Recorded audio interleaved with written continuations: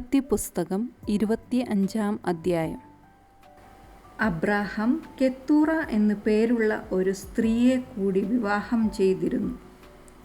സിമ്രാൻ, യോക്ഷാൻ, മെദാൻ, മിദിയാൻ, ഇഷ്ബാക്ക്, ഷൂവാഹ് എന്നിവരെ അവൾ പ്രസവിച്ചു. യോക്ഷാൻ ഷെബാനും ദദാനും ജന്മം കൊടുത്തു. ദദാൻ്റെ സന്തതികളായിരുന്നു അഷൂറിം, ലത്തുഷിം, ലെവുമിം എന്നിവർ. മിദിയാൻ്റെ സന്തതികൾ ഏഫ, ഏഫർ, ഹനോക്ക്, അബീദ, എൽദ എന്നിവരാണ്. ഇവരെല്ലാവരുമായിരുന്നു കെത്തൂറായുടെ സന്തതികൾ. അബ്രാഹാം തനിക്കുണ്ടായിരുന്നതെല്ലാം ഇസഹാക്കിന് കൊടുത്തു. തൻ്റെ ഉപനാരികളിലുണ്ടായ മക്കൾക്കും അബ്രാഹാം സമ്മാനങ്ങൾ നൽകി. അവൻ ജീവിച്ചിരിക്കുമ്പോൾ തന്നെ അവരെയെല്ലാം തൻ്റെ മകനായ ഇസഹാക്കിൽ നിന്ന് ദൂരെ കിഴക്കൻ ദേശത്തേക്ക് പറഞ്ഞയച്ചു. അബ്രാഹാം പൂർത്തിയാക്കിയ ആയുഷ്കാലം 175 വർഷമായിരുന്നു. അബ്രാഹാം അന്ത്യശ്വാസം വലിച്ചു. വാർദ്ധക്യത്തിൻ്റെ തികവിൽ വയോധികനും സംതൃപ്തനുമായി മരിച്ച് അവൻ തൻ്റെ ജനങ്ങളോട് ചേർന്നു. അവൻ്റെ പുത്രന്മാരായ ഇസഹാക്കും ഇസ്മായേലും ഒരുമിച്ച് മാമ്രയ്ക്കടുത്ത് ഹിത്യനായ സോഹാറിൻ്റെ പുത്രൻ എഫ്രോണിൻ്റെ പറമ്പിലെ മക്പെല ഗുഹയിൽ അവനെ സംസ്കരിച്ചു. ഹിത്യരിൽ നിന്ന് അബ്രാഹാം വിലയ്ക്ക് വാങ്ങിയതാണ് ആ പറമ്പ്. അവിടെയാണ് അബ്രാഹവും അവൻ്റെ ഭാര്യ സാറായും സംസ്കരിക്കപ്പെട്ടത്. അബ്രാഹത്തിൻ്റെ മരണശേഷം അവൻ്റെ പുത്രൻ ഇസഹാക്കിനെ ദൈവം അനുഗ്രഹിച്ചു. ഇസഹാക്ക് ബർലഹായിറോയുടെ സമീപത്ത് പാർത്തു. അബ്രാഹത്തിനായി സാറായുടെ ഈജിപ്തുകാരി പരിചാരിക ഹാഗാർ പ്രസവിച്ച അബ്രാഹത്തിൻ്റെ പുത്രൻ ഇസ്മായേലിൻ്റെ തലമുറകൾ ഇവയാണ്. ജനനക്രമമനുസരിച്ച് ഇസ്മായേലിൻ്റെ മക്കളുടെ പേരുവിവരം: ഇസ്മായേലിൻ്റെ കടിഞ്ഞൂൽ പുത്രനായ നെബായോത്ത്, കേദാർ, അദ്ബേൽ, മിബ്സാം, മിഷ്മ, ദൂമ, മസ്സ, ഹദാദ്, തേമ, യത്തൂർ, നഫീഷ്, കേദമ. ഇവരാണ് ഇസ്മായേലിൻ്റെ പുത്രന്മാർ. ഗ്രാമങ്ങളും താമസ സ്ഥലങ്ങളും അനുസരിച്ച് അവരുടെ ജനതകളുടെ 12 പ്രഭുക്കന്മാരുടെ പേരുകളാണിവ. ഇസ്മായേലിൻ്റെ ആയുഷ്കാലം 137 വർഷമായിരുന്നു.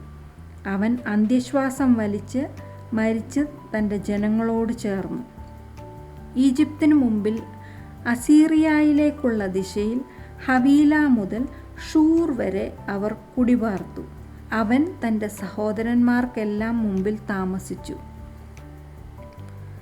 അബ്രാഹത്തിൻ്റെ പുത്രൻ ഇസഹാക്കിൻ്റെ തലമുറകൾ ഇവയാണ്.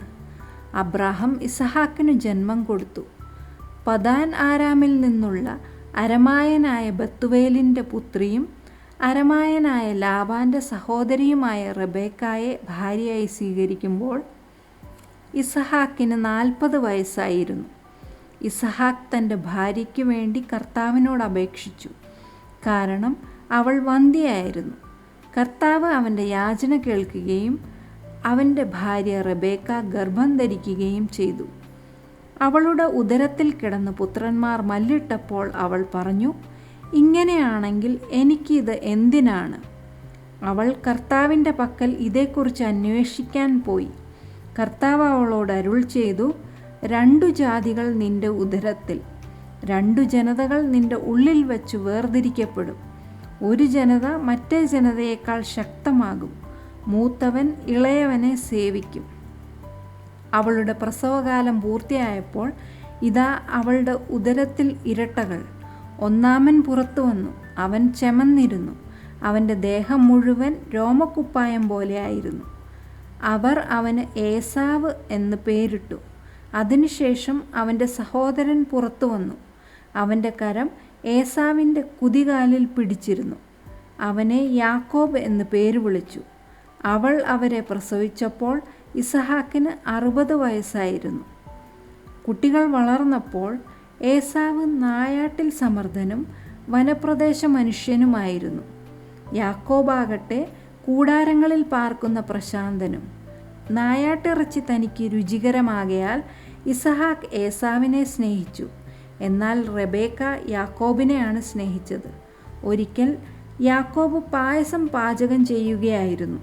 അപ്പോൾ ഏസാവ് വയലിൽ നിന്ന് വന്നു. അവൻ അവശനായിരുന്നു. ഏസാവ് യാക്കോബിനോട് പറഞ്ഞു, ആ ചുമന്നിരിക്കുന്നതിൽ നിന്ന് എനിക്ക് തിന്നാൻ തരിക, കാരണം ഞാൻ അവശനായിരിക്കുന്നു. തന്മൂലം അവന് ഏദോം എന്നു പേരുണ്ടായി. യാക്കോബ് പറഞ്ഞു, ഇപ്പോൾ തന്നെ നിന്റെ കടിഞ്ഞൂലവകാശം എനിക്ക് വിൽക്കുക. ഏസാവ് പറഞ്ഞു, ഞാനിതാ ചാകാൻ പോകുന്നു, ഈ കടിഞ്ഞൂലവകാശം എനിക്കെന്തിന്? യാക്കോബ് പറഞ്ഞു, ഇപ്പോൾ തന്നെ എന്നോട് ശപഥം ചെയ്യുക. ഏസാവ് അവനോട് ശപഥം ചെയ്ത് തൻ്റെ കടിഞ്ഞൂലവകാശം യാക്കോബിന് വിറ്റു. യാക്കോബ് ഏസാവിന് അപ്പവും പയറുപായസവും നൽകി. തിന്നുകയും കുടിക്കുകയും ചെയ്തിട്ട് അവൻ എഴുന്നേറ്റ് പോയി. അങ്ങനെ ഏസാവ് തൻ്റെ കടിഞ്ഞൂലവകാശം അവമതിച്ചു.